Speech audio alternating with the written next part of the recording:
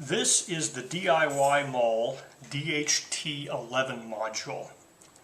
It is a digital temperature and humidity sensing module. I received these to review for free, but if you wanted to purchase them, it would cost you about $5 per module or $10 for the 2-pack.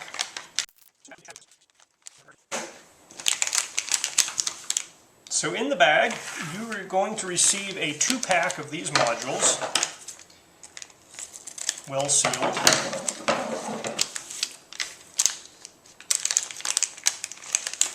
And each module comes with a cable that can only be inserted in one direction. It has 2 little clips on the top and 3 little things on the bottom here. So when you clip that in, you now have a power supply for ground power and data coming out. And these are designed to be plugged into an Arduino board, for example, or any other digital microcontroller. And so you will have to have a little bit of software on the Arduino to read the temperature and the humidity off of this sensor. So to hook this guy up to an Arduino board is super simple. The red line goes to plus 5 volts. It could also work on plus 3.3 volts. The black line goes to ground, and the yellow line hooks up to one of your digital pins. In this case, I'm using digital pin 4. Now for reading this, you have to compile a sketch that uses the DHT library. I'm using the Adafruit Unified Sensor Library with the DHT library as part of that. So you just read the data from the library, you can print it out to the serial port to take a look at it, and we can look at that data compared to this little sensor here, which has an integrated display.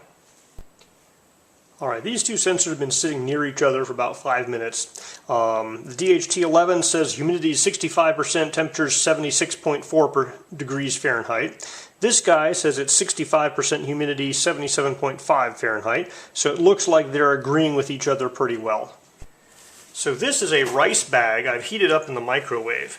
So it's definitely going to make things a little bit warmer, and it might put off a little bit of humidity, just being water being pushed out of the rice by the heat.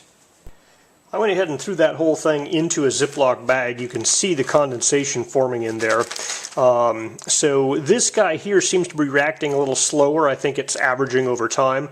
This sensor here says the humidity is 96%, the temperature is 105 Fahrenheit. This guy here is going up, but it hasn't reached that level yet. So I'm going to come back in about 4 or 5 minutes and see if they equalize. Okay, so this guy is showing 109 Fahrenheit at 73 relative humidity. The sensor is giving me 114 Fahrenheit at 79% relative humidity. Alright, now I have placed the sensor and thermometer system inside the plastic bag full of desiccant packets, and so those desiccant packets should draw moisture out of the air, reducing the internal humidity in this bag by quite a bit, but we have to wait an hour or 2 for that to happen.